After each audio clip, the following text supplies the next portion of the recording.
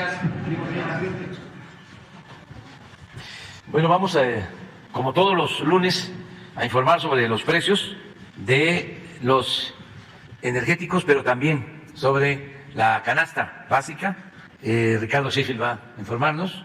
Y también el día de hoy nos acompañan la maestra Delfina Gómez Álvarez, secretaria de Educación, el doctor Rogelio Ramírez de la O, secretario de Hacienda, el maestro Roberto Salcedo Aquino, secretario de la Función Pública, el licenciado Juan Pablo de Botton Falcón, subsecretario de Egresos de la Secretaría de Hacienda, y el licenciado Óscar Flores Jiménez, que es titular de la Unidad de Administración y Finanzas de la Secretaría de Educación Pública, porque se va a informar a todos los trabajadores de la educación sobre un aumento a los salarios de los trabajadores al servicio de la educación, maestras, maestros, a todos los trabajadores de la educación. Se va a explicar en qué va a consistir este aumento. Y luego ya abrimos para preguntas y respuestas. Adelante. Buenos días, señor presidente. Muy buenos días a todas y a todos ustedes. ¿Quién es quién en el precio de los combustibles? Tenemos esta semana nuevamente un incentivo fiscal del 100% en el IEPS. Esta semana no se estará pagando IEPS otra vez, ni en regular, ni en premium, ni en diésel. El precio promedio de la gasolina regular, 21 pesos con 79 centavos por litro. De la gasolina premium, 23 pesos con 71 centavos por litro. Y del diésel, 23 pesos con 16 centavos. Con corte el 12 de mayo, el barril de la mezcla mexicana de petróleo, $102 con 14 centavos. Continúa bastante errático el mercado internacional y altos los precios del petróleo. ¿Cuáles fueron las tres marcas que dieron más caro en México la semana pasada? Fue Redco, Winstar y Chevron. Y las tres marcas que continuaron siendo aliados de los consumidores en esta semana pasada fue Repsol, G500 y Orsan. Estos son promedios nacionales. Ahora veamos por regiones cuál es el precio con el margen más alto. Lo tiene para la gasolina regular BP en Escárcega, Campeche, con un precio al público de 23 pesos 29 centavos por litro y un diferencial, una ganancia de 3 pesos con 34 centavos, estos de BP en Campeche, comparado con los 15 centavos de franquicia Pemex, esto en Tampico, Tamaulipas, un precio al público en consecuencia más bajo de 20 pesos con 33 centavos. Nos vamos a la gasolina premium, donde otra vez BP, esta franquicia, ahora en Cancún, en Benito Juárez, Quintana Roo, tiene un precio al público de 24 pesos con 99 centavos, y se entiende, los angelitos le suben 3 pesos con 30 centavos, no le están perdiendo nada seguro, y 15 centavos es el margen de franquicia Pemex en La Paz, Baja California Sur, con un precio al público de 22 pesos con 51 centavos. Por último, el diésel Quick Gas tiene un precio al público 24 pesos con 99 centavos por litro, un margen de 2 pesos con 25 centavos, comparado con franquicia Pemex, que tiene un precio al público de 22 pesos con 11 centavos por litro en Tampico, Tamaulipas, y un margen de 16 centavos. En el tema de verificación de gasolineras, atendimos a través de la app de litro por litro 232 denuncias o quejas, a través de 170 visitas o verificaciones. Ahora todos se dejaron verificar en esta semana, que bueno, lo agradecemos, nos evitamos multas y problemas, y 6 que tuvieron irregularidades, pero fueron irregularidades menores. El precio de la gasolina regular en la app, que no cuenta el margen, es 20 pesos con 29 centavos la más barata en Servifácil en Centro Tabasco, y 20 pesos con 33 centavos de franquicia Pemex en Tampico, Tamaulipas. Las más caras para la regular, 23 pesos con 91 centavos en Matehuala en San Luis Potosí, y 23 pesos con 69 centavos de franquicia Móvil en San Pedro Garza García, Nuevo León. Las más baratas, sin tomar en cuenta el margen de la premium, Servifácil en Coatzacoalcos, Veracruz, 21 pesos con 69 centavos el litro, y franquicia Pemex en Altamira, Tamaulipas, también 21 pesos con 69 centavos. Las más caras, 26 pesos con 49 centavos, una diferencia de 5 pesos entre las baratas y las caras, mucha diferencia. En León, Guanajuato, es de Chevron, y 25 pesos con 99 centavos de BP, aquí en la Benito Juárez, en la Ciudad de México. Pueden ver ahí que mis paisanos de León, más caros que ni los de BP, aquí en la Ciudad de México, que habían estado bastante caros las últimas semanas. Y el diésel, la más barata, 22 pesos con 11 centavos en Tampico, Tamaulipas, de franquicia Pemex, y 22 pesos con 14 centavos de Servifácil en Centro Tabasco. Las más caras, 26 pesos con 99 centavos Winstar en Hermosillo, Sonora, y 26 pesos con 87 centavos de la franquicia Total en Jesús María, Aguascalientes. También seguimos verificando el tema de los servicios sanitarios. Por ahí ahora esta semana encontramos algunos baños en muy mal estado, y olvídense del aseo, ni qué comentar. En el gas LP, el precio promedio internacional el 11 de mayo, convertido a kilos y a pesos mexicanos, sería de 28 pesos con 46 centavos, cuando el promedio de las 145 regiones fue de de 25 pesos con 16 centavos, un poquito más de 3 pesos en promedio de la diferencia. El mismo 11 de mayo, el precio internacional convertido a pesos y a litros, 15 pesos con 19 centavos el litro. El precio promedio de las 145 regiones, esto es para tanques estacionarios, 13 pesos con 55 centavos, casi 2 pesos de diferencia con los promedios internacionales. Y seguimos encontrando ejemplos de distribuidores de gas LP que dan por abajo de los precios máximos en su región, cosa que les agradecemos por ser aliados de los consumidores. Unos centavitos, todo cuenta. Gas Providencia en Dolores Hidalgo, Guanajuato, 13 pesos con 40 centavos, cuando el precio máximo es de 13 pesos con 64 centavos, son 24 centavitos menos los que se pueden ahorrar los consumidores, y tenemos ejemplos en Nuevo León, Sinaloa, Guanajuato, Zacatecas, Estado de México, Chihuahua y Veracruz. También para cilindros de gas tenemos quienes dan por abajo de los precios máximos. Gas Express Nieto y Nicolás Romero, Estado de México, tiene un precio al público de 23 pesos con 55 centavos por kilo, cuando el precio máximo en la región es de 23 pesos con 62 centavos. Ahí también unos cuantos centavos de diferencia en favor del consumidor, que se agradecen por ser aliados de los consumidores en estas circunstancias internacionales complejas que estamos viviendo toda la humanidad.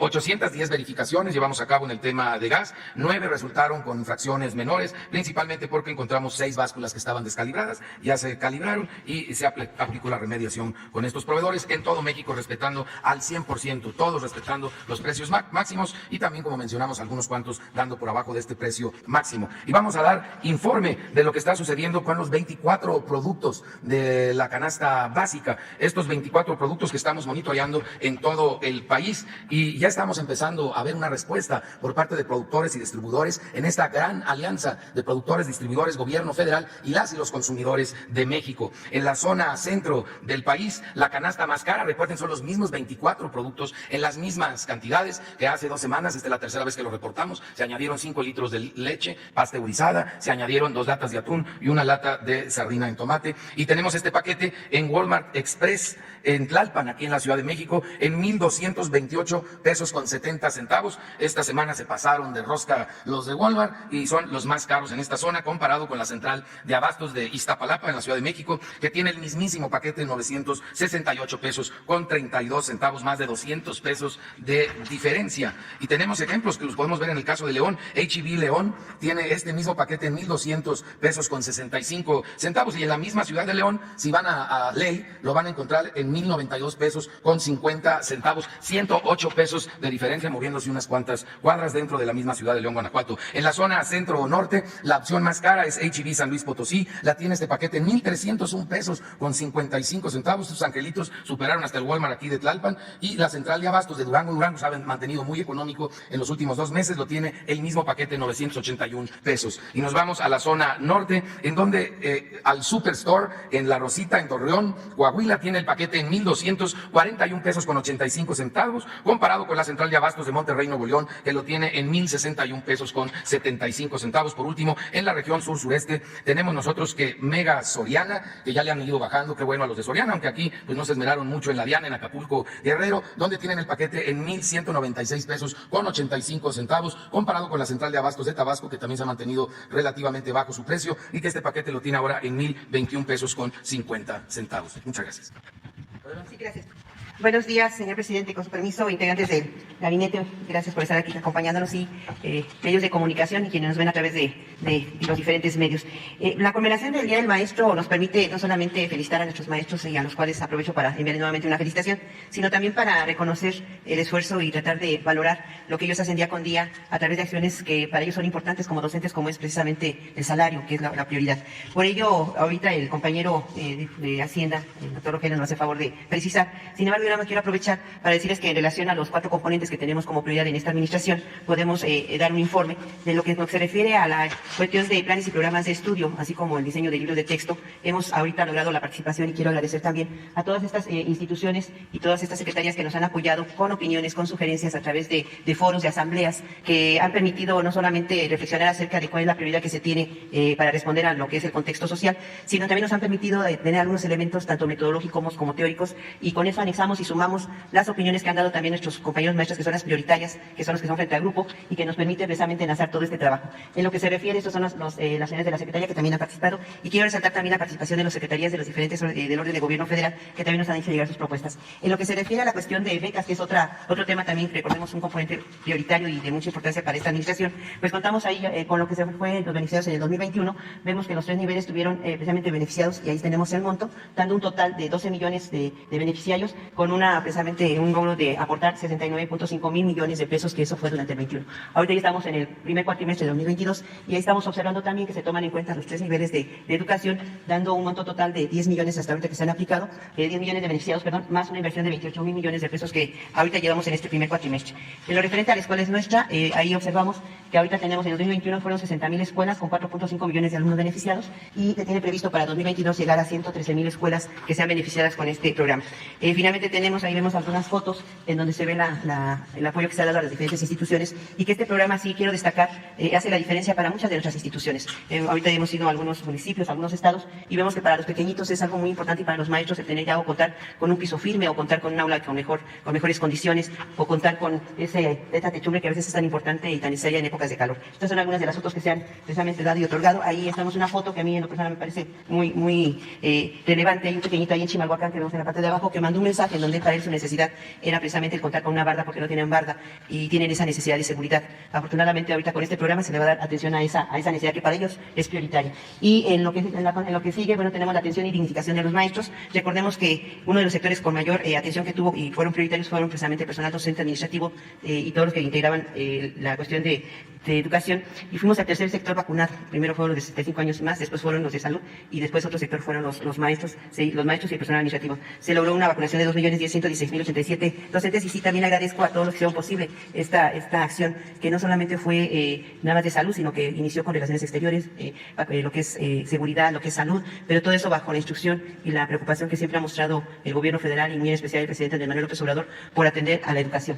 Otro tema que también tenemos son las basificaciones que se han logrado, que hemos logrado basificaciones en 2 años, lo que en algún momento no se logró ni en 5 años o 6 años. Eso es muy importante, y también agradezco a los gobiernos federales que han hecho un esfuerzo junto con Hacienda, que también día con día nos muestra esa atención que tiene para con nosotros, y que es un beneficio que se les ha dado a los maestros de basificación, y que seguiremos trabajando en la medida de lo posible. Ahí sí hago una invitación a los maestros, que se está haciendo un esfuerzo muy grande en lo que se refiere a asignación de basificación, y ahorita vamos a ver en la relación al aumento salarial, porque insisto, genera un buen recurso que tiene que aplicar, pero aparte también es algo que surge de una buena voluntad y de un buen deseo de aplicar justicia para los maestros, y eso yo lo tengo que reconocer, más que como secretaria, como maestra, que ha habido esa intención y esa buena voluntad del gobierno y esa preocupación por darle a los maestros lo que por justicia les corresponde, y tanto han luchado y siguen luchando, y lo entiendo, pero yo creo que también tenemos que entender que esto es de manera gradual, pero que no dejaremos de hacerlo. Cedo el micrófono aquí a nuestro compañero Rogelio, nuestro secretario de Hacienda, para que precise esta información. Muchísimas gracias y enhorabuena, maestros. Aprovecho para nuevamente reiterarles una felicitación. Gracias.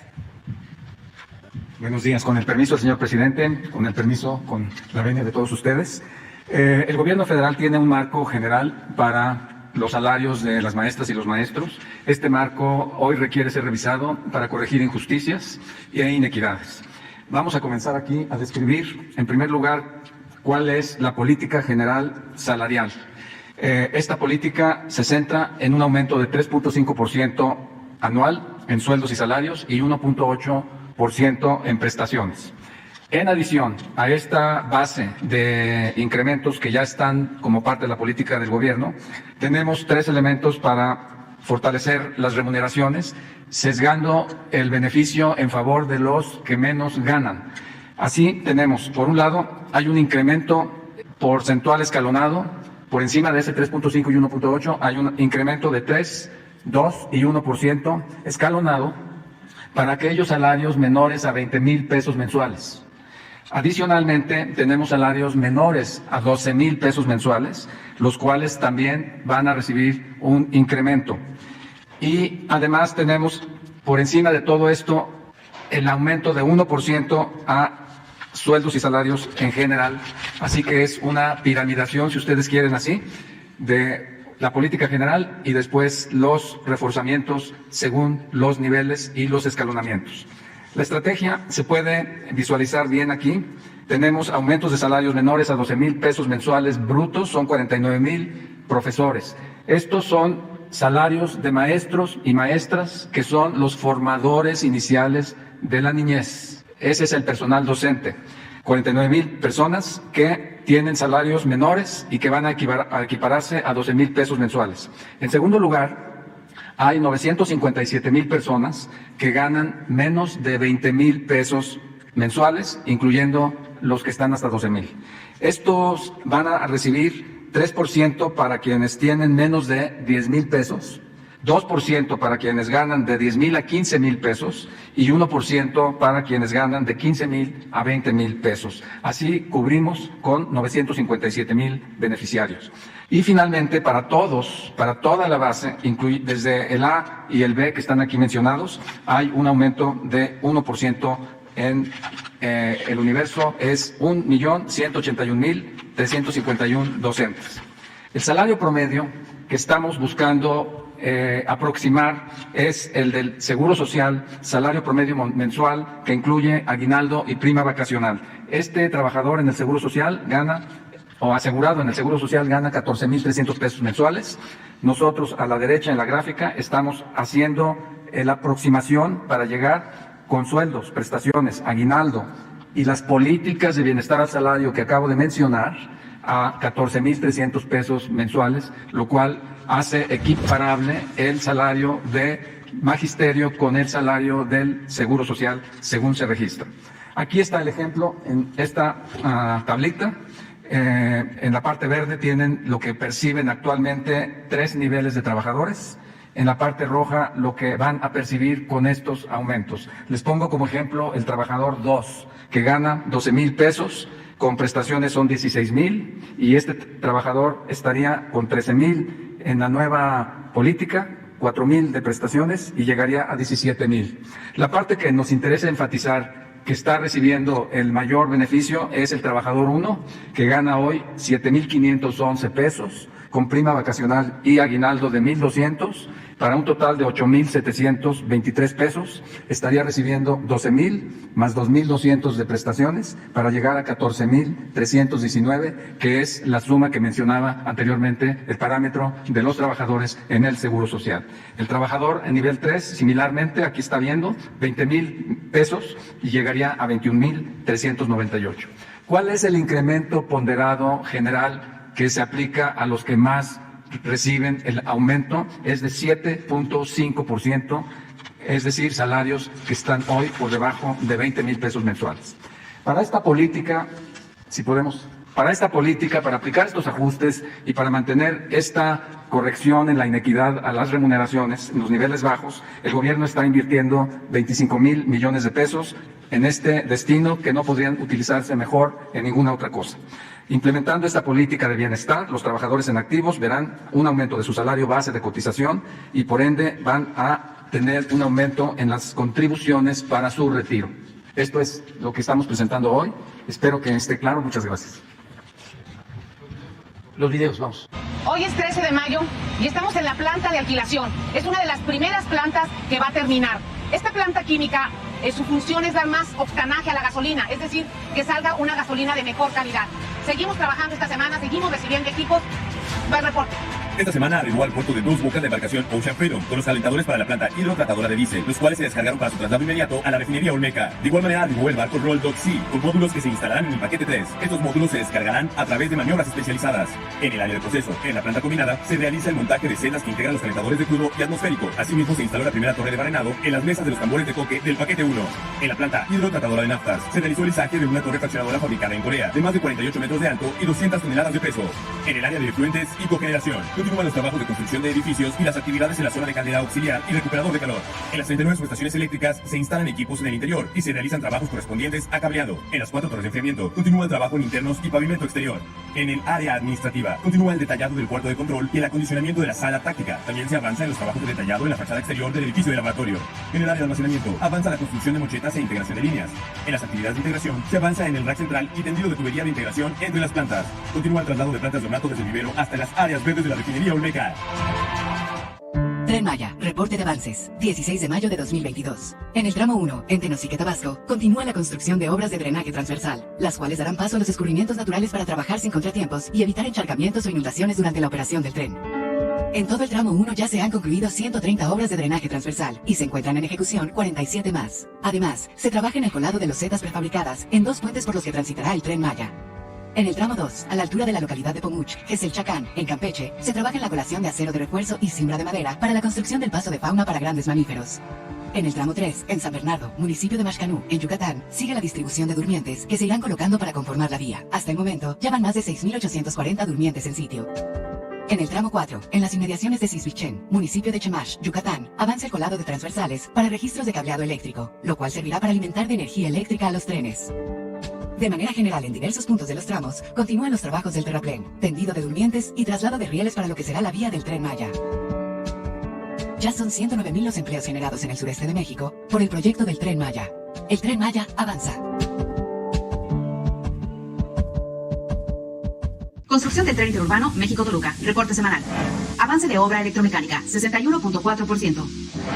Subestación eléctrica de tracción 1. Se realizan las pruebas de los equipos en esta subestación, ubicada en el municipio de Lerma, la cual está conectada a una subestación de la Comisión Federal de Electricidad para el control y manejo de la energía. Subestación eléctrica de tracción 2. Ubicada en la alcaldía de Coajimalpa, entrará en funcionamiento a finales de este año una vez que se concluya la obra civil a cargo del gobierno de la Ciudad de México. Tramo 3, 17 kilómetros, avance de obra 56.8%. Viaducto en doble voladizo a cargo de la SICT. Se terminaron los trabajos de perforación, armado y colado de las pilas de cimentación en los dos apoyos de este frente. Esta estructura que unirá la estación Vasco de Quiroga y el viaducto atirantado tendrá un claro central de 85 metros y dos claros laterales de 59 y 48 metros de longitud. Presa Tacubaya. Continúa el retiro de asolve del vaso de la presa para recuperar su capacidad de almacenamiento previo a la temporada de lluvias. Estación Observatorio. Se liberó la última interferencia social de este frente y se continúa con la perforación, armado y colado de las pilas de cimentación para esta terminal con 4 perforadoras y equipo de apoyo. Secretaría de Infraestructura, Comunicaciones y Transportes. La Comisión Nacional del Agua informa el avance en la construcción de la presa Santa María, Río Baluarte, Sinaloa. La presa tiene un avance físico del 48%. En la Atallía Aguas Arriba se realiza el acarreo, colocación, conformación y compactación del material de filtro, el respaldo y enrocamiento de protección y también la conformación de bordillo. Asimismo, se coloca la pantalla plástica en la cara Aguas Arriba de la Atallía. En el túnel 2 se realizan trabajos de limpieza. Se concluyó el barrenado para habilitado de drenes y colocación de concreto. En el túnel 3, en la zona de captación, se llevan a cabo trabajos de colocación y habilitado de acero de refuerzo y concreto, así como la cimbra en muros laterales. Además, se realizan trabajos de limpieza, retiro de material y colocación de concreto de reposición en piso de túnel. Sobre la margen izquierda de la cortina se llevan a cabo trabajos de barrenado, excavación, colocación de malla electrosoldada, concreto lanzado y anclaje sobre taludes, mientras que en la margen derecha se realiza la excavación, carga y acarreo de material, colocación de concreto lanzado y anclaje sobre taludes, así como la carga y el acarreo de material en la zona del cauce y la conformación de superficie para el desplante de obra de contención. En el vertedor 1, sobre el canal de descarga, se realizan trabajos de barrenado y colocación de concreto lanzado. En el canal de llamada del vertedor 2 se continúa con los trabajos de habilitado y colocación de cimbra, acero de refuerzo y colocación de concreto hidráulico en muros de gravedad de las márgenes derecha e izquierda, así como en la zona donde se ubicará el cimacio. Se continúa con la fabricación de los últimos 5 obturadores y con la aplicación de recubrimiento anticorrosivo en los diferentes módulos que los conforman. A la fecha, se han generado 3.830 empleos en la construcción de la presa. Muy bien, vamos. 4, 5, 6, 7, primera fila. Buenos días, señor presidente. Buenos días, personas del gabinete. Perdón.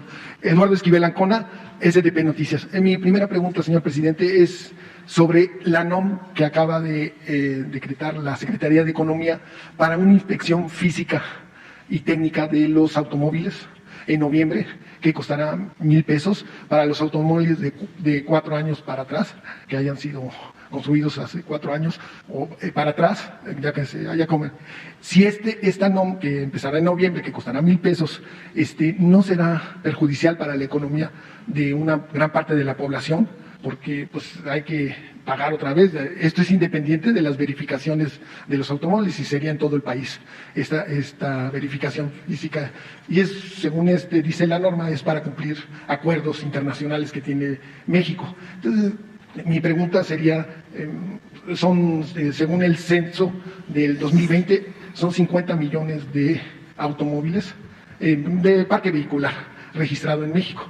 La mayoría de este parque vehicular, más del 80%, tiene más de 4 años. Entonces, estarían forzados a esta verificación. Entonces, mi pregunta es, ¿no nos afectará hasta en la inflación este tipo de cosas? Porque pues, es otros gastos que tiene que tener la ciudadanía, los que tienen automóvil. Sí, lo vamos a revisar. No tenía yo conocimiento.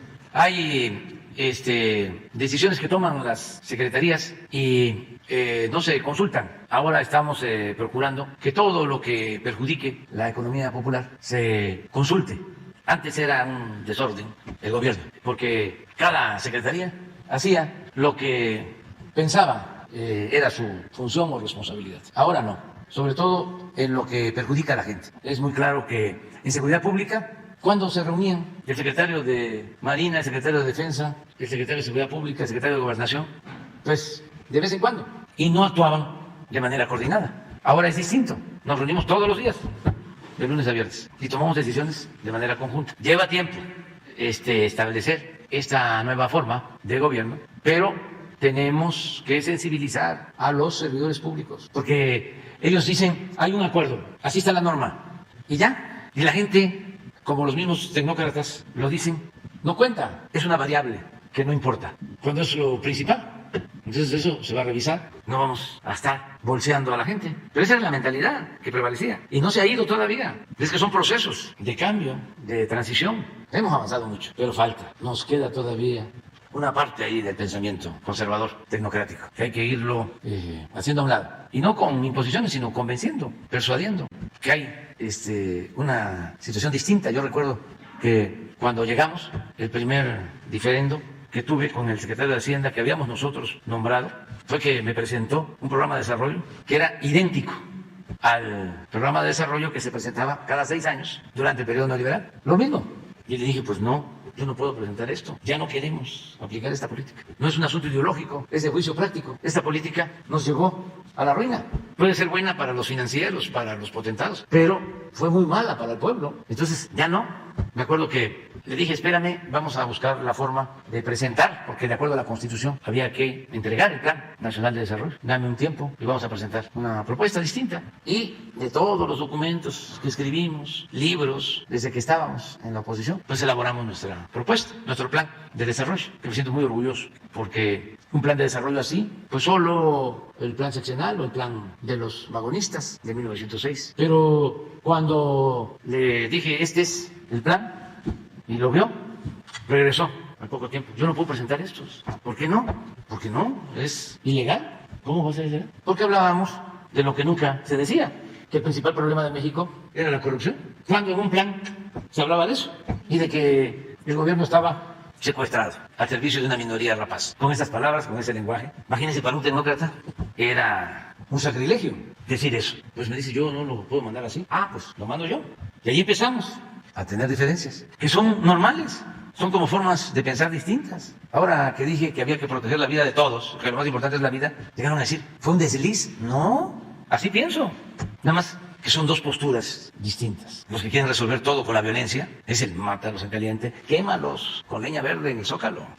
Y quienes pensamos que la paz es fruto de la justicia y que los seres humanos no somos malos por naturaleza, que son las circunstancias las que llevan a algunos a tomar el camino de las conductas antisociales. Pero son distintas formas de pensar. Hay lugares en donde se piensa que todo debe ser con la fuerza. Imagínense el gobernador de Texas. No lo considero una mala persona, no lo conozco, pero se burla antes, ahora ya no lo hace, de que dije lo de abrazos, no balazos. Choca con su mentalidad. No es que sea un hombre malo, de mala fe, es que son dos pensamientos distintos. Yo sí creo que lo mejor es enfrentar el bien, digo el mal haciendo el bien. Eso es lo que yo pienso. Y la no violencia, lamento mucho lo que pasó en Estados Unidos, de este asesinato de afroamericanos por racismo. Eso lo tenemos que combatir, y no con el uso de la fuerza, sino convenciendo, persuadiendo, con la educación, con la concientización. Entonces, eso no está resuelto y no vamos a hacer nada que afecte la economía popular. Nunca hay que estar pensando en afectar la economía popular. La diferencia entre nosotros y los neoliberales o neoporfiristas es que ellos piensan que el gobierno quita y nosotros pensamos que el gobierno da. Hay gobiernos que quitan y hay gobiernos que dan. Entonces somos distintos y por eso no vamos a llevar a cabo estas acciones. Al contrario, en todo lo que podamos ayudar a la gente, lo vamos a hacer. En una segunda pregunta, señor presidente, hay un proyecto en Aguascalientes de energía solar. Este proyecto se hizo ya debía haber estado funcionando, pero todavía no está funcionando. Pero eso sí, los contribuyentes del municipio de Aguascalientes ya lo están pagando. Este proyecto pues está muy atrasado. Se tenían que construir 100 hectáreas de paneles y solo llevan 53 hectáreas. No se ha llevado a cabo y este proyecto le costó al municipio más de 7,000 millones de pesos. ya de las transferencias federales que tiene el municipio, el 26% ya se las están quitando para pagar este proyecto. No habrá una forma de que la Comisión Federal de Electricidad, porque pues, es un proyecto importante y es solar y es de energía limpia y renovable, se pueda concluir, que no le tenga tanto peso para los contribuyentes del municipio y que el municipio se está quedando sin recursos, es muy alto, el 26% de las transferencias es altísimo. Entonces, no habrá alguna forma de que la Comisión Federal de Electricidad pueda ayudar para que se termine este proyecto y pues sea una realidad, estar dando energía limpia y renovable como es la solar. Sí, vamos a verlo con la Comisión Federal de Electricidad. No debió autorizarse, porque no corresponde a los gobiernos estatales, a los gobiernos municipales, todo lo que tiene que ver con la generación de la energía eléctrica, la distribución de la energía eléctrica. Sin embargo, en el afán privatizador, llegaron a entregar este tipo de proyectos, a autorizar este tipo de proyectos y comprometiendo el presupuesto de estados y de municipios. Entonces, en lo que podamos ayudar, lo vamos a hacer. Le voy a pedir a el Liceo Bartres de la Comisión Federal de Electricidad que vea sobre este proyecto y con el gobernador de Aguascalientes. Es el ayuntamiento de Aguascalientes. De Aguascalientes. Y está una empresa que se llama Next Energy, de Javier Maiz Domenech, sí, que tiene de socia a una connotada panista, Jovita Morín Flores. ¿Lo vemos? Sí. Entonces, pues sí, porque esto, por las dos cosas, porque se lleve a cabo el proyecto, yo no entiendo mucho cómo no pueden con un proyecto así y quieren que todas las casas, 35 millones de hogares de México tengan paneles solares. Eso es una cosa inviable y que no está bien. Muchas gracias, señor presidente. Muy buenos días, presidente. Miguel Alzate, del Sistema Público de Radiodifusión del Estado Mexicano, Canal 14. En un primer tema, presidente, este fin de semana se reunió con productores extensionistas de varios estados, entre ellos Jalisco, Puebla, Veracruz. Preguntarle, señor presidente, ¿cómo evalúa el inicio de este plan para fomentar la producción, el autoconsumo y acercarse a la autosuficiencia de alimentos? ¿Cuál es la proyección? ¿Cuándo México será autosuficiente en la producción de alimentos? En este espacio, presidente, ha destacado que en este momento México es autosuficiente en la producción de diésel. ¿Cuándo lo será en la producción de maíz? Con la idea de que la producción de maíz pueda mantener un control, por ejemplo, en el precio de la tortilla y controlar el precio de los alimentos. ¿Cómo evalúa este programa? ¿Cuál es la proyección, presidente? En un primer tema. Bueno, tenemos que ir hacia la autosuficiencia. Creo que esa es la enseñanza mayor, ser autosuficientes. Y aquí también tenemos una diferencia de fondo con los neoliberales. Acuérdense, como decían, de que en un mundo globalizado no importaba fomentar el sector agropecuario o producir los alimentos en México, porque se podían comprar en el extranjero. Esto empezó a imponerse desde la época de Salinas, cuando Aspe era secretario de Hacienda. Luego un secretario de Economía, a ver si me ayudas, Rogelio, que habló sobre la política industrial. ¿Qué dijo? ¿Qué dijo? A ver, venga a decirlo aquí. Venga, es que es... Bueno, la frase que pintaba toda la mentalidad de entonces era: la mejor política industrial es no política industrial. La mejor política industrial es la no política industrial. Entonces, lo mismo en el caso del sector agropecuario. Dejaron sin apoyo al campo. Al mismo tiempo que se abrieron las fronteras con el tratado y se puso a competir a los productores nacionales con los productores del extranjero en condiciones de desigualdad. Porque en el extranjero, hasta la fecha, en Estados Unidos, en todos lados, en Europa, el productor recibe subsidio del gobierno. Hay veces que todo su costo de producción se lo da vía subsidio el gobierno. Y aquí no solo se dejó de apoyar al campo, sino se estigmatizó el subsidio. Entonces se afectó mucho el sector agropecuario y nos convertimos en importadores. Lo mismo que en la política energética. En 40 años no se hicieron refinerías, se abandonó la refinación y se destruyó la petroquímica. Eso no podemos olvidarlo. Para los que siguen aferrados a esa política fracasada que tanto daño nos causó. Entonces, ahora, con nuestro gobierno estamos cambiando. Y en el caso de la política energética, decidimos producir en México lo que consumimos. Dejar de comprar las gasolinas, dejar de comprar el diésel y producirlo. No vender el petróleo crudo y comprar las gasolinas, sino procesar nuestra materia prima. Hemos avanzado porque desde el inicio del gobierno estamos recuperando las 6 refinerías que nos dejaron, que no les dio tiempo de venderlas, aunque en algunos casos vendieron plantas de esas refinerías, que vamos a recuperar. Estamos en eso. Bueno, nos dejaron refinerías con capacidad para procesar 35% de petróleo, cuando el promedio en Estados Unidos de operación de una refinería, su capacidad para procesar crudo es en promedio 80%. Entonces empezamos a invertir en nuevas plantas y estamos levantando las refinerías.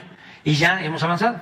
Hemos dejado de importar casi el 50% de las gasolinas y, como tú lo mencionas, ya con la compra de la refinería de Deer Park somos autosuficientes en diésel. Y ahora que se va a terminar Dos Bocas, pues ya el año próximo dejamos de comprar gasolinas y vamos a producir aquí en México las gasolinas y el diésel. Ese es el plan, ese es el cambio. No fácil, porque imagínense 36 años con una política orientada a vender petróleo crudo con la excusa de que era más rentable. Pues sí, porque extraer un barril de petróleo aún en los tiempos de la corrupción costaba 15, 18 dólares. Y por muy bajo que estuviese el precio en el mercado internacional, se vendía en 40, porque no se le paga renta a la naturaleza. Por eso es un gran negocio. Rockefeller decía que el mejor negocio del mundo era el petróleo y el segundo mejor negocio del mundo era el petróleo mal administrado. El petróleo es negocio. Entonces se dedicaron pues, a vender petróleo crudo al extremo de que en el periodo neoliberal, de producir nosotros nuestros combustibles, empezamos a comprar las gasolinas en grandes cantidades. Entonces ahora lo que queremos es la autosuficiencia. ¿Y en qué nos ayuda? A ver si Juan Carlos te manda la tabla sobre la inflación de abril. Juan Pablo, hacia aquí está. ¿No lo tienes? Es muy interesante esto. También es aleccionador. Esto es abril, inflación.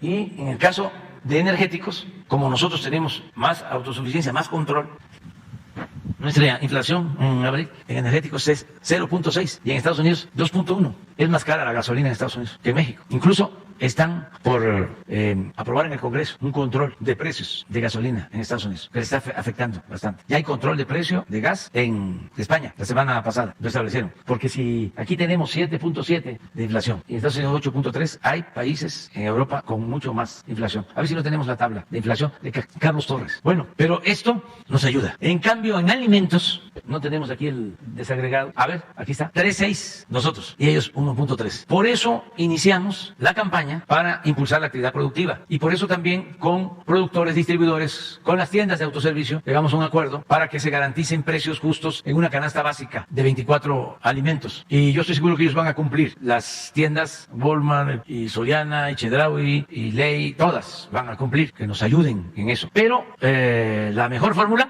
es producir. Y en esta producción, ¿en qué alimentos será México autosuficiente próximamente? ¿En qué alimentos? Bueno, maíz, tomate. Vamos a seguir con maíz. Vamos a seguir impulsando maíz. En maíz blanco, sí, hay autosuficiencia, pero necesitamos maíz amarillo, maíz para aves, para cerdo. Y tenemos también necesidad de producir trigo harinero, que es de los alimentos que más crecieron, que más han crecido en el mundo, porque como todos sabemos, esto es un fenómeno mundial. Esto se originó por la invasión, por la guerra de Rusia y Ucrania. Aquí tienen tache los mandatarios de las grandes potencias y los organismos internacionales que debieron insistir más para evitar la guerra. Para eso se inventó la política, para evitar la guerra. Y faltó diálogo, faltó más trabajo de los diplomáticos de Naciones Unidas. ¿Por qué? Pues son pérdidas de vidas humanas, son refugiados y también desajuste en la economía mundial que estamos pagando todos. Esto afecta a todo el mundo. En los otros productos, en el resto de componentes, pues sí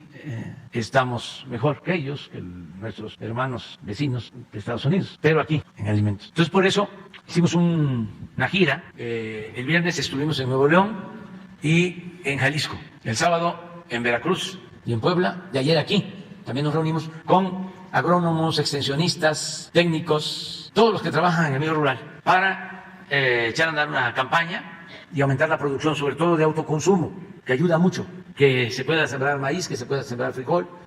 Vamos a mantener los precios de garantía de maíz, de frijol, de arroz, de trigo, de leche. Ahora, por los aumentos en los básicos, pues se quedaron abajo los precios de garantía. Por ejemplo, el precio de garantía del frijol es 16 pesos el kilo. Cuando empezamos, creo que era 6 pesos, cuando empezó el gobierno. 6 o 8, y ahora ya está en 16. De todas maneras se está vendiendo, o el productor lo está vendiendo, a más precio. No lo vamos a quitar, porque si lo quitamos, entonces los intermediarios, con todo respeto, conocidos mejor como coyotes, hacen su agosto. Entonces, vamos a mantener precios de garantía. Y vamos a incrementar en un programa emergente la producción de fertilizantes, porque tenemos también en el mundo, pues es escasez de alimento, incremento en los precios energéticos, aumento también en los precios de fertilizantes, incremento, pero hasta de 10 veces más en el flete marino. Entonces, la enseñanza es producir lo que consumimos. Y yo hago un llamado a todos los productores que hagamos patria, así como enfrentamos entre todos la pandemia, que entre todos enfrentemos el problema inflacionario, que sí nos afecta mucho y afecta más a la gente humilde, a la gente pobre, porque se puede estar aumentando el salario, pero si aumenta el precio de la tortilla, pues en vez de ganar poder adquisitivo el salario, lo pierde. Por eso yo mido el incremento del salario en función de lo que cuesta la tortilla. Y sí me preocupa de que la tortilla esté cara, sobre todo en las tortillerías. Y también hago un llamado para que no se abuse, que sí se considere que están aumentando las materias primas, pero que no se abuse. En las tortillerías en la Ciudad de México, en promedio hasta 20 pesos el kilo. En las tiendas de autoservicio, 13.90, pero la mejor tortilla es la del comal.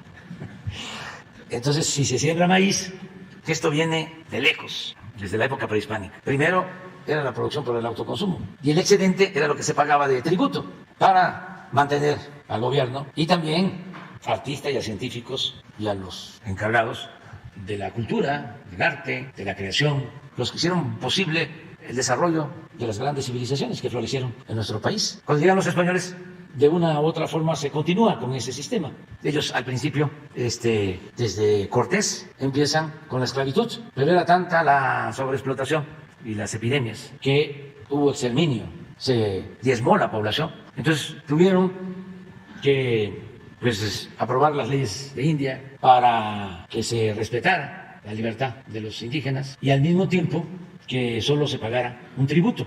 Entonces fue el sistema de encomienda. Un encomendero tenía un número determinado de comunidades y esa encomienda o esos encomenderos recibían un impuesto y era el excedente de producción. Primero el indígena producía para su autoconsumo y el excedente, llaman de la ciencia social, el plus producto, o sea, siempre en especie, era el que se entregaba como un impuesto, el maíz, el cacao. Por eso dicen, el cacao era moneda. Entonces, sí, pero en un concepto distinto, porque era un producto que se intercambiaba en el sistema de trueque. Pero durante muchísimo tiempo, no siglos, milenios, lo primero era producir para el autoconsumo.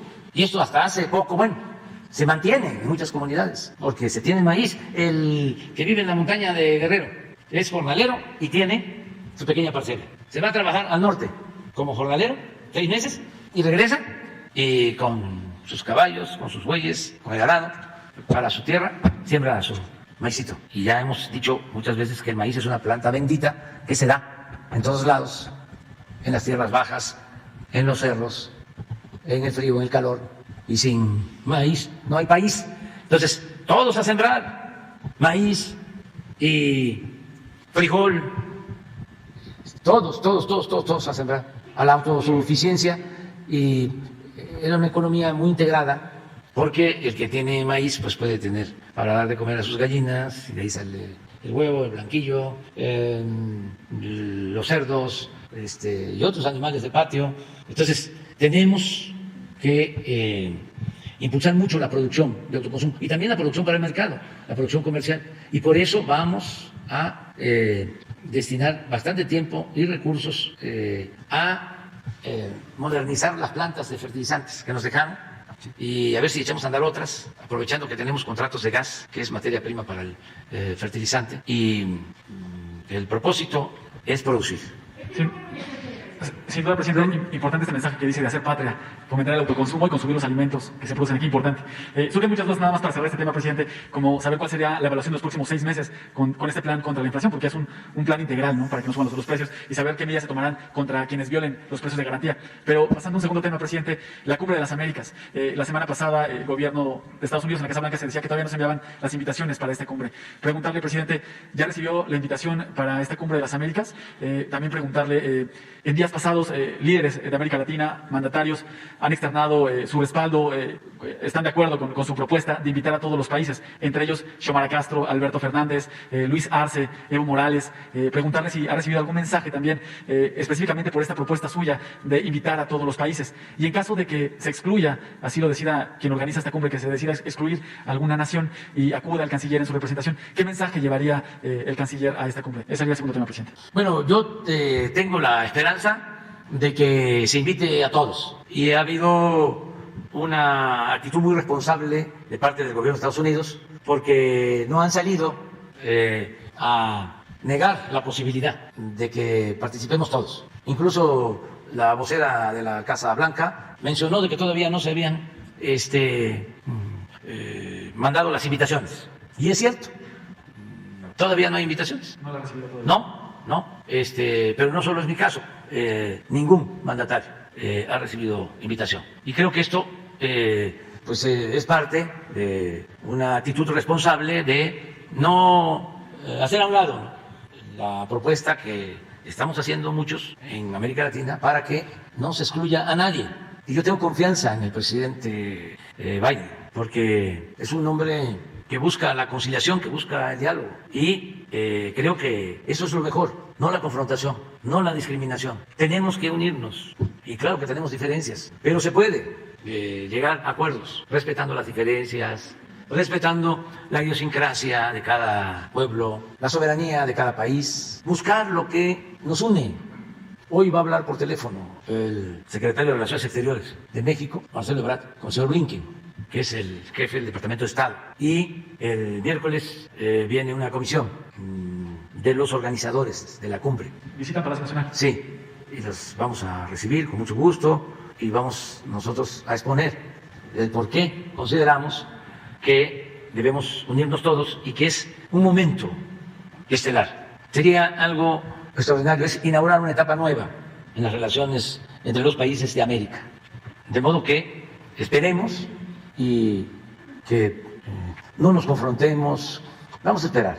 Y si no se logra, que de todas maneras pues nos sigamos respetando, que no haya sanciones o reproches. Sencillamente no hubo acuerdo, no hubo entendimiento, pero yo no descarto de que haya esta unidad de todos, que nos reunamos en Los Ángeles. Imagínense que es, después de la Ciudad de México, la ciudad con más mexicanos. Ciudad cosmopolita. Ciudad cosmopolita, Los Ángeles. Sí, que estemos ahí todos juntos. Y también el que no quiera asistir, pues está también en su derecho, ¿no? Pero que nadie sea excluido, que nadie excluya a nadie. ¿Esta visita del próximo miércoles es especial? ¿Es a propósito de esta petición de México de invitar a todos? Sí. ¿O es una visita que es a todos los países? ¿O es especial para este tema? No, ese es para este propósito. Viene un senador que es el coordinador o el que está ayudando en la organización y viene a hablar con nosotros. Está también ayudando el embajador, Ken Salazar. Y todos están aportando para buscar que se dé este encuentro con todos. Suceda lo que suceda, de todas formas, México va a estar presente. Va a estar el canciller, nuestro secretario de Relaciones, Marcelo Ebrard. Pero yo no iría, porque yo pienso que necesitamos la unidad de América. Y ya, es tiempo de los hechos. Hechos, no palabras. Cuando se trata lo del bloqueo en Cuba, en Naciones Unidas, solo 2 países votan en contra. Todos a favor de que se quite el bloqueo. Pero eso es como un ritual, cada año, y ya. Quedan libres de conciencia. No, porque es un pueblo que está sufriendo por una medida que todos debemos de calificar injusta, no solo al momento de votar. Es como hablar de independencia, hablar de soberanía y aceptar que no se respete la independencia y la soberanía de los países. Eso es una incongruencia. Y además está muy claro en nuestra Constitución, que es no intervención, autodeterminación de los pueblos, solución pacífica de las controversias, cooperación para el desarrollo, respeto a los derechos humanos. Entonces, esa es la política de México y es la que vamos a aplicar. Muy bien. Lo del trigo que estabas mencionando va incluido en lo de maíz, frijol, arroz. Siempre proyección tiene al respecto Trigo. del mismo mercado en México y las condiciones de Que tenemos que fomentar que haya más producción y por eso mantenemos el precio de garantía, en el caso del trigo, harinero, porque sí, es de los alimentos que más han aumentado de precio en el mundo. Pero sí estamos considerándolo. Sí, muchas gracias, señor. Buenos días a todos. Raúl Hernández del Barlovento, el Concepto Integral del Comercio Exterior. Señor, usted mencionó a un personaje que junto con Salinas de Gortari hicieron destrozos en el país y dejaron muchas cosas muy mal. El 9 de enero del 2020, mi primera intervención que tuve yo aquí, la oportunidad de hablar, mencioné sobre la corrupción en la Marina Mercante. Eso significa también puertos y algunas otras cosas. Ha habido avances interesantes, sí ha habido avances definitivamente, sin embargo hay mucho rezago. Un avance que, por cierto, ojalá la señora secretaria me pueda corroborar, parece que hay modificaciones, adiciones de textos sobre Marina Mercante a los libros de texto escolares. No sé si sea cierto, fue un rumor.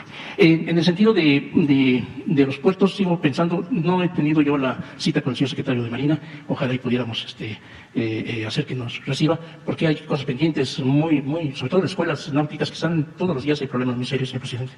El día de antier, hubo un problema con un alumno, lo iban a correr y está a unas semanas de salir de su escuela y graduarse y bueno, trató de hacer todo lo posible para que no lo corrieran. Y por una cosa injustificada, pero bueno, es largo. El asunto es pendientes, nuevamente Veracruz. Esa modificación que le hizo al país y a las leyes y Salinas de Gortari hizo mucho daño en el sentido de que en el momento que se hace la requisa en Veracruz, no solamente fue quitarle el trabajo a los trabajadores portuarios que hoy siguen reclamando justicia, sino fue el asunto de privatizar los servicios a la carga y a los buques, que es algo muy grave que el país todavía no se puede responder y va a ser muy difícil, señor, porque ¿cuántas empresas hay? Ahorita ayer conté 19 empresas prestadoras de servicios, que son casi todas son extranjeras.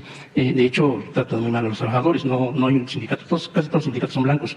De hecho, hay una empresa que no prohíbe tener un sindicato. La que más o menos trata bien a los trabajadores es ICABE. Sin embargo, el apoderado legal del sindicato con el cual estuvieron platicando el señor secretario de Gobernación en Veracruz el 22 de abril, está hablando de que ya vencieron que ya ganaron el pleito con ICABE y que van a recuperar el trabajo portuario, cosa que no es cierto porque además está bajo el Tratado de Libre Comercio el asunto. Y además que son cosas que no me parece que estén bien consideradas, porque esa gente que estuvo frente al señor secretario de Gobernación es gente que han cometido muchas faltas, han cometido muchas irregularidades, están acusados de despojo sobre todo. Esa gente que estuvo con Alejandro Pulido Cueto y el que es secretario ahora es Gilberto Tejeda, fueron gente que golpearon a los que eran auténticos de la mesa directiva del sindicato. De hecho, les siguen engañando a la gente y tratan de llevar adeptos para que logren hacer lo que quieren, o sea, que se resuelvan los problemas de los trabajadores portuarios. Cosa que está bien. Sin embargo, no escucharon, el señor secretario no escuchó a los estibadores, por ejemplo. Los trabajadores estibadores, los trabajadores portuarios estibadores, no tenían nada que ver con la empresa de servicios portuarios, sin embargo, fueron afectados y no se les ha hecho justicia. Va a ser muy difícil que se les haga si están juntos con los maniobristas, porque no son antagónicos, pero son otro nivel, tienen otras cosas también y quieren ser escuchados también, señor presidente. El otro punto que quiero hacer hincapié es precisamente del trabajo portuario actual que se desarrolla con los trabajadores portuarios.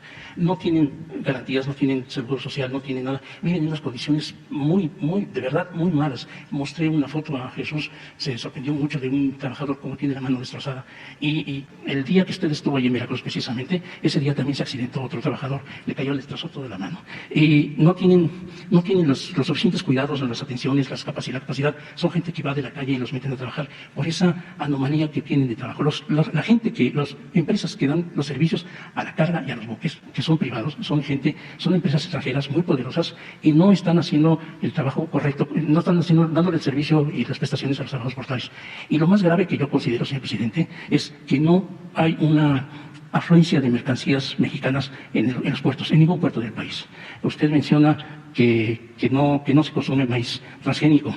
Le digo respetuosamente, los silos que eran de Bonasupo, de Veracruz, ahora están en manos de Cargill, la empresa esta que compró Monsanto y que produce maíz transgénico. ¿Por qué digo que sí consumimos maíz? Porque yo mismo hice un reportaje, busqué información y me fui a todas las tortillerías y a las tortillerías de los mercados y sorprendentemente utilizan el maíz transgénico de Cargill. Entonces, ese problema que aparentemente es un asunto laboral de los trabajadores portuarios y lo que están reclamando, cómo rescatar su fuente de trabajo, no es nada más un asunto laboral, insisto, señor presidente, es un asunto de producción. México, en esto que usted menciona, junto con los países latinoamericanos, son prácticamente los que producen la mayor cantidad de alimentos en el mundo. Y sin embargo, nuestro país no tiene, insisto, y lo puedo decir con interés y porque conozco el asunto, hay productores mexicanos del limón, de cantaloupe, del melón cantaloupe, del aguacate, en fin, que no tienen la facilidad para sacar sus mercancías del país. Son gente que no tiene la posibilidad, lo que antes sí se podía con los trabajadores portuarios, en este caso, por ejemplo, Veracruz. Entonces, ahí sí yo pediría nuevamente un llamado para ver si es posible que los trabajadores portuarios, que no fueron escuchados ese día con el secretario de Gobernación, fueron escuchados. El último punto que quiero subrayar, uno de los personajes que estaba ahí con el señor secretario era Leonel Noya, que es un transportista. ¿Qué hacía ahí? ¿Quién sabe? Lo que yo sé es que respalda mucho a Alejandro Pulido, que es un corrupto y está acusado de muchas cosas. Leonel Noya es el que está transportando el balasto para el Tren Maya. Y yo pediría un poco de atención en ese sentido, señor, porque el balasto lo sacan de los Tuxtlas y salieron desde Veracruz, cuando tienes más cerca el puerto de Coatzacoalcos. ¿Por qué ese manejo de la carga? No sé, tendría que investigarlo, pero yo le podría decir que habría que tener un poco de atención en ese manipuleo de carga, porque un proyecto como el Tren Maya puede venirse abajo con gente que no es precisamente la más honesta para manejar esa carga. Es todo, señor presidente. Muy bien. Espero. Yo pienso que hay que pedirle a Adán que hable con los que...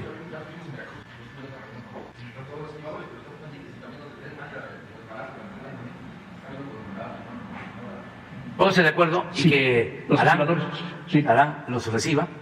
Y lo del balasto se lleva de San Andrés a Veracruz, porque esa es la decisión de las empresas. El balasto lo adquieren las empresas que están construyendo el tren.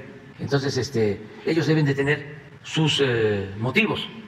Sí, señor. Puede ser la capacidad del puerto, puede ser el volumen, es decir, que ahí en San Andrés no hay un muelle adecuado o grande. Pero está Coatzacoalcos más cerca, señor. ¿Mande? Está Coatzacoalcos más cerca para ese movimiento. Sí, pero ellos deben de tener una logística y está raro que, según mi información, en el tramo 2, que lo tiene Carso, el tramo 3, que es Indy, y el tramo 4, que es Ica, en todos los casos es por Veracruz, pero de todas maneras hay que verlo, ¿sí?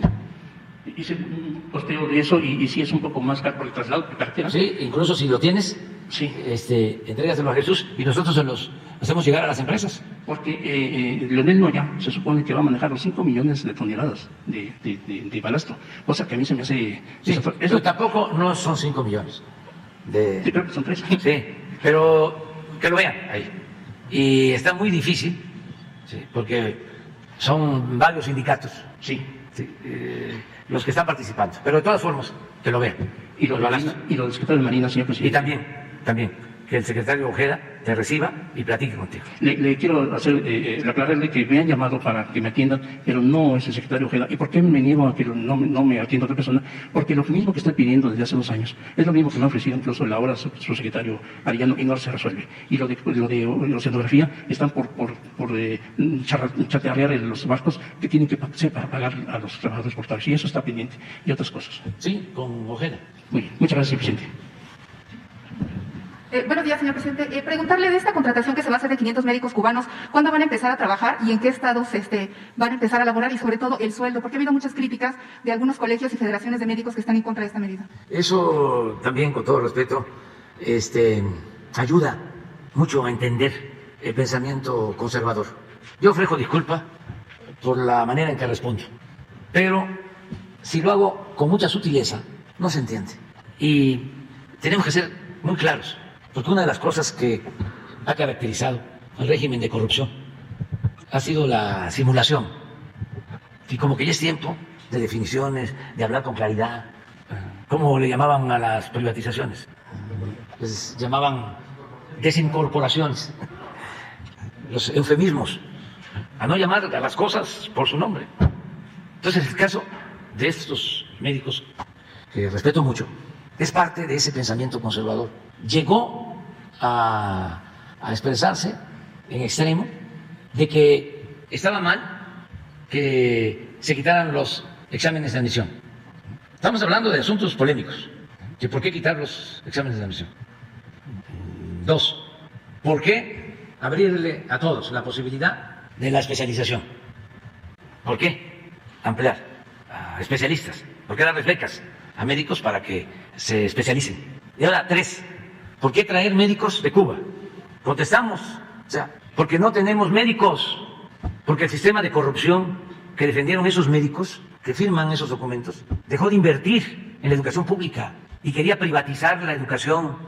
Y por eso inventaron lo de los exámenes de admisión, no para que solo entraran los que pasaran el examen, sino para que entraran solo los que tenían cupo, o para llenar el cupo disponible, que cada vez era más reducido, porque pasaban el examen todos, casi todos. Nada más que hacían 125 preguntas en medicina y aceptaban a los que contestaban bien 123, a los que contestaban bien 122, que fallaban en 3, ya no entraban. Eso fue lo que prevaleció durante todo el periodo neoliberal. ¿Y cuál es el resultado?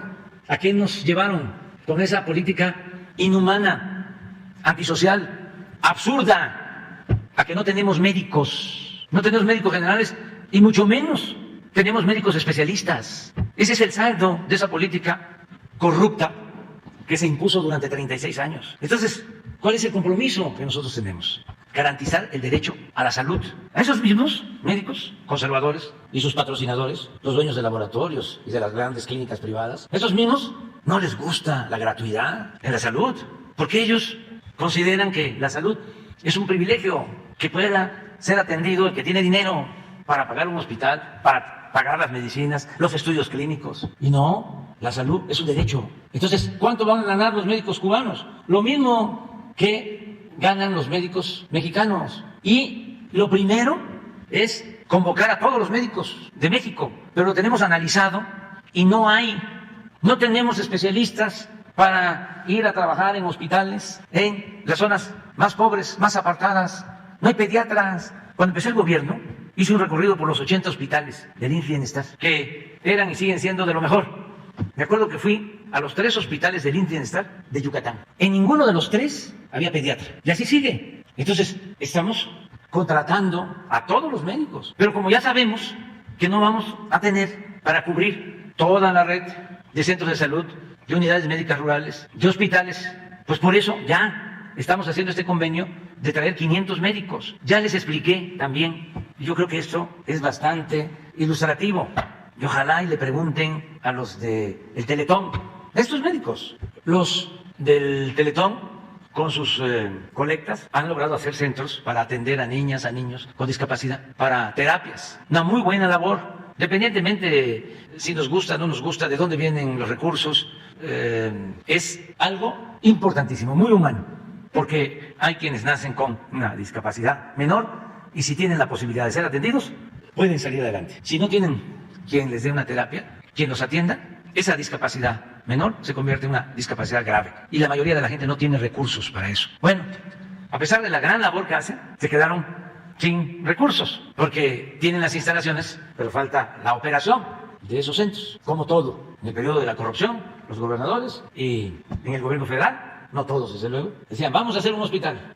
Y sí, construir un hospital pues puede costar 500, 1,000 millones. Sí, pero mantener ese hospital cuesta lo mismo cada año, 500, 1,000 millones. Entonces, eso no lo contemplaban. Entonces, si acaso quedaba la obra, pero sin médicos, sin enfermeras, sin medicinas, sin equipos y todo el gasto de operación.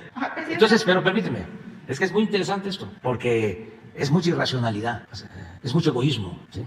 Es una actitud muy retrógrada de estos señores. Llegamos a un acuerdo con el Teletón para que niños pobres puedan atenderse y es el único organismo de la llamada sociedad civil que recibe un apoyo del gobierno para que se atienda a 20,000 niñas y niños con discapacidad en los centros. Y eso les ayuda para que esos centros no estén subutilizados. Entonces, como cada año hacen un nuevo centro, de manera muy amable, vienen a verme y me dicen, ¿dónde quiere que hagamos el nuevo centro?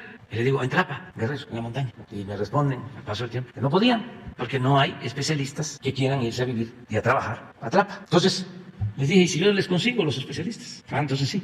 Fue bueno el arreglo porque el centro nuevo lo van a hacer en Sinaloa y de todas maneras vamos a hacer el centro de terapia para niñas, niños con discapacidad en Tlapa, en la montaña de Guerrero, que es la zona más pobre del país. Bueno, nada más que los especialistas van a ser de Cuba. Ahora que fui a Cuba, se lo planteé al presidente Díaz-Canel. Le digo, quiero algo en especial. De los médicos que van a ir, quiero especialistas para la atención al centro de terapia para niñas, niños con discapacidad. Presidente, me presento, soy Noemí Gutiérrez de Reporte Índigo. Nada más nos puede detallar los estados en donde van a trabajar los médicos cubanos y en este caso de Guerrero, ¿qué número de médicos van a ir ahí? No y ya aprovechando sabemos. que está el secretario de Hacienda, ¿cuánto se va a destinar para esta contratación y también para la compra de las vacunas para niños que había comentado? Sí, todavía no sabemos cuántos, pero en general son 500, pero ya el Reporte Índigo, ¿no? O sea, campaña en contra de los médicos de Cuba. ¿Cómo se llama la señora del Colegio de México y del ITAM? Daniel Dresser, ¿sí? Y hablando de que son esclavos, los médicos. Creo que también Jorge Ramos. O sea, y la verdad, Ramón Alberto igual. No trabaja en Reporte Índigo. Bueno, pero es una forma de pensamiento. Siempre le digo que no es 1, 2, 3, son millones los que tienen esa manera de pensar. Que yo respeto mucho, pero no la comparto. No la comparto, o sea, porque la considero retrógrada, inhumana, falsa, hipócrita. Presidente, no se nos puede precisar la fecha en que van a comenzar a trabajar los médicos cubanos en México. Todavía no tenemos la información, pero se la hacemos llegar. Es que todavía no han llegado. Y también preguntarle sobre el caso de Cuba. Cuando fue a la gira a Centroamérica, en El Salvador, Guatemala, Honduras y Belice, se hicieron públicos todos los acuerdos que tuvo con esos países, con Sembrando Vida. Sin embargo, en el caso de Cuba, no se ha dado a conocer cuál es el acuerdo en materia de salud, sobre todo en el caso de las vacunas. ¿Cuándo será público? Pues ahora, sí, hoy te entregamos. Se informó, pero te lo entregamos hoy. Nosotros no tenemos nada que ocultar. El que nada debe, nada teme. ¿Y sabes por qué resistimos a la mafia del poder y a sus voceros? Nuestro escudo es la honestidad. Eso es lo que nos protege. Entonces tenemos autoridad moral y vamos a seguir defendiendo nuestro proyecto, que es la defensa de la mayoría del pueblo, de la gente humilde, de la gente pobre, de los que no existían, no contaban, porque la política era de los asuntos de los políticos y no asunto de todos. Entonces, qué bien que me preguntaste lo de los médicos, porque tenía yo unas ganas. O sea, porque los estoy viendo. No cuando hablé de entregar becas, porque necesitamos especialistas, para que el que quisiera irse a estudiar a Estados Unidos, a Francia, a Alemania, a Argentina, donde quisiera, tiene una beca, pues una de estas sociedades de médicos me mandó un escrito oponiéndose. Claro, no puedo generalizar, más cuando los médicos, las enfermeras, la mayoría arriesgó la vida en la pandemia. ¿Sí es algo extraordinario? Pero hay una élite que tiene un pensamiento retrógrado. Es como el caso, con todo respeto, de mi alma mater, de la UNAM. Y como yo siempre digo lo que pienso, no me voy a callar a reclamarles de que enfrentamos la pandemia y en vez de convocar a todos los médicos estudiantes a enfrentarla, a ayudar, se fueron a sus casas. Eso no deben hacer las universidades, ni públicas ni privadas, pero mucho menos las públicas y mucho menos la UNAM. Pero entiendo. Porfirio Díaz tardó 34 años y costó, el golpe de Estado de Huerta, tenía el control de toda la intelectualidad, el control de todos los medios de información, costó el asesinato del apóstol de la democracia, 1 millón de mexicanos que perdieron la vida, pero se transformó el país y ahora se está transformando y vamos a seguir luchando por la transformación y con la polémica, con el diálogo. ¿Tendría trabajo en otro país? Claro. Que hay médicos sin trabajo aquí en el país. Porque no quieren asistir. Están las convocatorias abiertas. Nos faltan médicos. Vacantes deben de ser como 50,000. ¿No hay quien quiera cubrir ese tipo de comunidades alejadas? Sí, ese es uno. También por la formación que recibieron. O sea, el neoliberalismo nos hizo muchísimo daño porque puso por delante lo material, el individualismo. Antes, cuando menos se decía que había en el servidor público emoción social. Todo se acabó. No hay mística, no hay principios. Entonces, claro que hay para contratarlos a todos. Si el plan que tenemos es que no falten los médicos generales ni los especialistas, pero no solo que haya médicos y especialistas de lunes a viernes, sino sábado y domingo, que también se enferma la gente, y que no sea nada más un turno, 2, no, las 24 horas. El compromiso que tenemos es hacer valer el derecho del pueblo a la salud. Ese es el desafío. Y no tenemos problemas de presupuesto, porque como no hay corrupción, nos alcanza el presupuesto. El gobierno les va a pagar, y no solo les va a pagar el gobierno, y les va a pagar bien, sino que se van a entregar todas las medicinas de manera gratuita, todos los estudios clínicos. Es salud gratuita para los que no tienen seguridad social, para toda la población. Eso es otro asunto, ese es un contrato, porque también los que están en contra del gobierno de Cuba, lo que dicen es que se hace un contrato, se le paga al gobierno de Cuba y el gobierno de Cuba le hace un descuento a los médicos. Nosotros no tenemos por qué meternos en eso. Nosotros agradecemos al gobierno de Cuba y le agradecemos a los médicos de Cuba, que son bienvenidos porque vienen a ayudarnos. Mañana podríamos hablar de eso. Sí. Y toda la información sobre esto, porque como abusan, o sea, están completamente en campaña de desinformación. No sabía yo que Ramón Alberto ya no estaba en... No, ya tiene tiempo que el lo reporte estoy. índico. Presidente, y aprovechando la segunda pregunta, nada más si nos puede precisar si ya empezaron los diálogos con las empresas que tienen contrato de autobasto y cuántas son las que se han sumado hasta el momento al diálogo y cuál es el avance de estos diálogos. Lo de... Los contratos de autobasto que se iban a tener en la Secretaría de Gobernación. Todavía no tenemos terminado, ya han ido aceptando. Por ejemplo, los bancos ya aceptaron de que la Comisión Federal de Electricidad los abastezca. Creo que algunos centros comerciales, cuando se tenga ya más información, aquí les informamos. Bueno. Gracias. Lo de los maestros, ¿cuándo empieza en vigor? Oscar, ¿cuándo? Retroactivo el 1 de enero. Bueno, un abrazo a todas las maestras y a los maestros. Quedan ustedes 3, mañana. Mañana vamos a hacer la reunión de seguridad y la rueda de prensa en las oficinas del gobierno de la Ciudad de México, así como las hacemos pues ahora en Nuevo León o en otros estados. Se va a hacer en la Ciudad de México para tratar el tema de la seguridad en la Ciudad de México. Mañana nos vemos allá. ¿Y ustedes quedan pendientes?